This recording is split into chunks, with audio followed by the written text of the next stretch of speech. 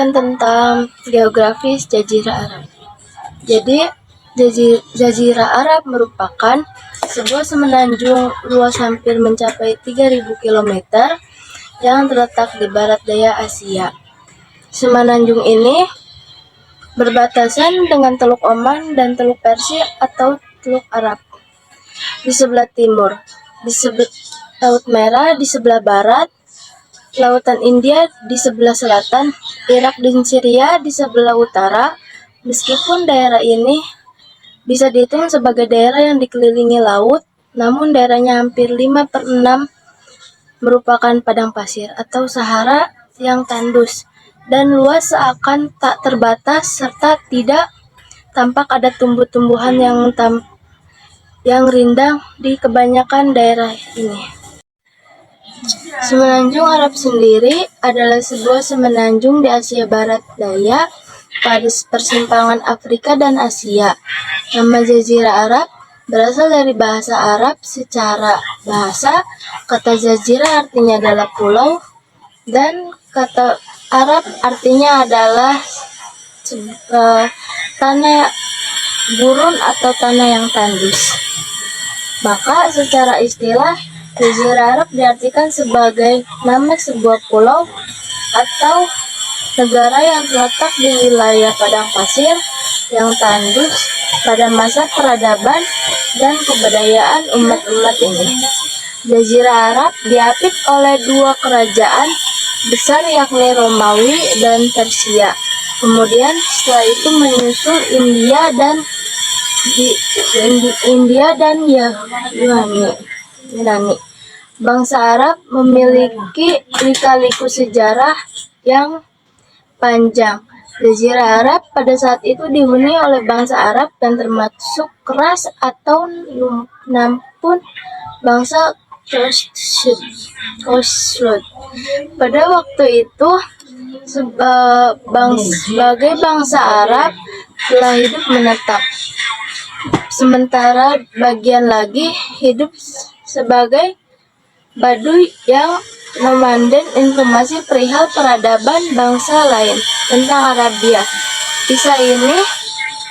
Kisah dalam kitab-kitab suci agama Samawi serta syair-syair Arab klasik yang dicatat oleh para sejarawan Muslim pada masa sesudahnya. Jazirah Arab secara umum memiliki iklim yang amat panas, kering sedikit hujan, dan sungai yang hanya terdapat di bagian selatan. Untuk itu, pada zaman dulu penduduk Arab hidup dengan berdagang, berternak, atau bercocok tanam. Bangsa Arab menjadi dua golongan, yaitu suku bangsa Arab Baidah atau yang telah lenyap dan suku bangsa Arab Bakiyah atau yang masih ada. Bangsa Arab Baidah ini telah ada jauh sebelum Islam. Sejarah ini keberadaan mereka sangat sedikit yang dapat diketahui selama ini. Cerita tentang mereka diketahui dari kitab-kitab Samawi terutama Al-Quran dan syair Arab Jahili. Seperti cerita tentang kaum Ad dan kaum Samud. Menurut suatu keterangan, semula bangsa Arab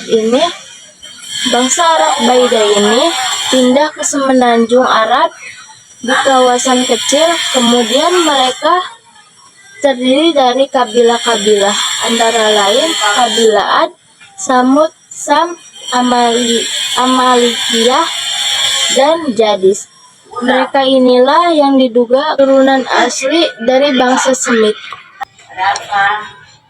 Sedangkan secara politik, Jazirah Arab terdiri dari negara-negara, yaitu Arab Saudi, Kuwait, Yaman, Oman, Uni Emirat Barat, Qatar, dan Bahrain.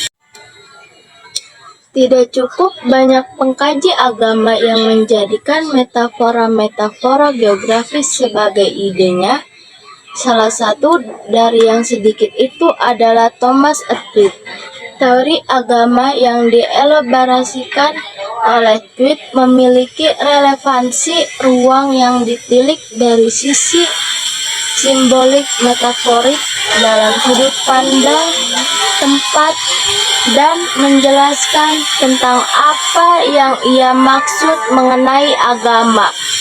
Dengan menggunakan metafora spesial crossing and dwelling, a theory of religion, cerita tentang bagaimana sebuah konteks ia teorisasikan bermula ketika Tweed mengikuti hari perayaan Bunda Amal Kasih atau Our Lady of Charity yang diselenggarakan oleh umat Katolik Kuba di Miami pada tanggal 8 September 1993. Ia adalah simbol bersama bagi ratusan orang Kuba yang telah mengubah lanskap budaya Miami setelah Fidel Castro berkuasa pada tahun 1959. Pada migran dari Kuba itu datang dengan harapan baru, sekaligus tentu saja tidak pernah membuat memori mereka terputus dengan keluarga yang ditinggalkan Tweed. Mencari teori agama yang memahami kehidupan keagamaan para imigran tradisional serta mengkaji 3 tema: gerakan, relasi, dan posisi atau movement, relation, and position. Bagi Tweed, agama itu tidak sekedar dinamis, tapi juga relasional. Tweed mendefinisikan agama sebagai pertemuan arus budaya organik yang mengintensifkan kegembiraan dan menghadapi penderitaan dengan memanfaatkan kekuatan human atau manusia dan subhuman untuk membuat rumah dan melewati batas-batas. Pengertian ini membawa 2 jenis metafora dalam memahami apa itu agama dan apa yang dilakukannya, yakni metafora spesial atau dwelling dan crossing, serta metafora aquatic atau confusion and flow. Metafora spesial menandakan bahwa berbicara agama berarti tentang usaha mencari tempat tinggal sekaligus bergerak melintasi ruang. Metafora akuatik soal agama bukanlah tentang substansi yang direalisasikan, tetapi proses yang kompleks. Agama Bangsa Arab sebelum Islam sudah menganut agama yang mengakui Allah Subhanahu wa Ta'ala sebagai Tuhan, suatu kepercayaan yang diwarisi oleh Nabi Ibrahim alaihissalam dan Ismail alaihissalam. Al-Quran mengakui dan menyebut ajaran agama yang mengakui keesaan Allah Subhanahu wa Ta'ala, Tuhan pencipta dan pengatur alam semesta. Tetapi lama-kelamaan keyakinan yang dianut oleh bangsa Arab itu semakin tidak murni, seperti yang diajarkan Nabi Ibrahim alaihissalam. Takhayul telah menodai kemurnian akidah agama Hanif tersebut, hingga akhirnya sampai pada penyimpangan yang menyatukan Allah Subhanahu wa Ta'ala. Kepercayaan yang menyimpang dari agama Hanif itu terkenal dengan sebutan agama wasaniyah atau berhala, yaitu agama yang menyekutukan Allah Subhanahu wa Ta'ala. Agama ini mengadakan penyembahan kepada ansab atau batu yang belum mempunyai bentuk, dan asnam atau semua jenis patung yang tidak terbuat dari batu. Bangsa Arab jahiliyah itu masih mengakui Allah yang Maha Agung, tetapi mereka merasakan adanya jarak yang jauh antara Tuhan dan manusia. Manusia dipandang tidak mungkin berhubung langsung dengannya. Oleh karena itu, diciptakan patung-patung berhala sebagai perantara dari masa ke masa. Patung berhala semakin berkembang, masing-masing kabilah dan keluarga mempunyai berhala kesayangan yang disimpan di dalam rumah dan disembah pada waktu-waktu tertentu. Di antara sekian banyak berhala itu, ada beberapa berhala yang tidak terkenal diletakkan di sekeliling Ka'bah seperti Hubal, Manata, Lata, dan Uzza.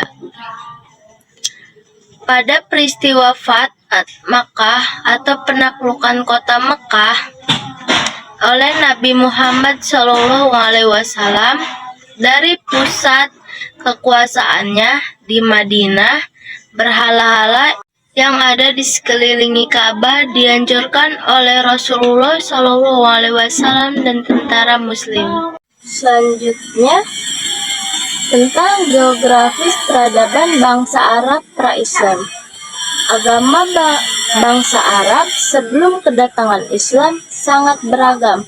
Ada yang menyembah Allah, ada yang menyembah matahari, bulan, bintang, bahkan ada pula yang menyembah patung dan api. Ada pula yang beragama Nasrani dan Yahudi. Ka'bah menjadi pusat tempat mereka beribadah. Menurut riwayat, dalam Ka'bah itu terdapat 360 buah patung yang bermacam-macam bentuk dan warna menurut kemauan masing-masing kabilah dan suku. Atau Muhammad Hussein Haikal 2007. Dalam lingkungan masyarakat ini yang menyadarkan peradabannya sejak ribuan tahun kepada sumber agama, dilahirkan para rasul yang membawa agama-agama yang kita kenali sampai saat ini. Berhadapan dengan agama Masehi yang terbesar, berdiri pula kesatuan agama Majusi di Persia. Selama beberapa abad itu, Australia dan Mesir yang membentang sepanjang Tunisia atau sekarang Lebanon telah merintangi terjadi suatu pertarungan langsung antara kepercayaan peradaban Barat dan Timur. Tetapi dengan masuknya Mesir dan Tunisia ke dalam lingkungan Masehi telah pula menghilangkan rintangan itu. Paham Masehi Barat dan Masehi Timur sekarang sudah saling berhadapan. Selama berabad-abad berturut-turut, baik Barat maupun Timur, dengan hendak menghormati agama mereka masing-masing yang sedianya berhadapan dengan rintangan moral. Masing-masing mereka perlu dengan sekuat tenaga berusaha mempertahankan kepercayaan, dan satu sama lain tidak saling mempengaruhi kepercayaan dan peradabannya, sekalipun peperangan mereka itu berlangsung terus-menerus sampai sekian lama. Mayoritas penganut Yahudi tersebut bercocok tanam dan membuat alat-alat besi seperti perhiasan dan persenjataan. Begitu juga penganut Kristen, karena mereka sama-sama terpengaruhi dari kebudayaan Helenisme dan pemikiran Yunani. Aliran Kristen yang masuk ke Jazirah Arab ialah aliran Nestorian dan Hirah, dan aliran Jarob Baradi di Gasan. Daerah Kristen yang terpenting adalah Najran, sebuah daerah yang subur. Penganut agama Kristen tersebut berhubungan dengan Habasyah atau Ethiopia, negara yang melindungi agama ini. Sungguh begitu peradaban yang dihasilkan dari kesuburan negerinya serta penduduknya menetap menimbulkan gangguan juga dalam jazirah itu.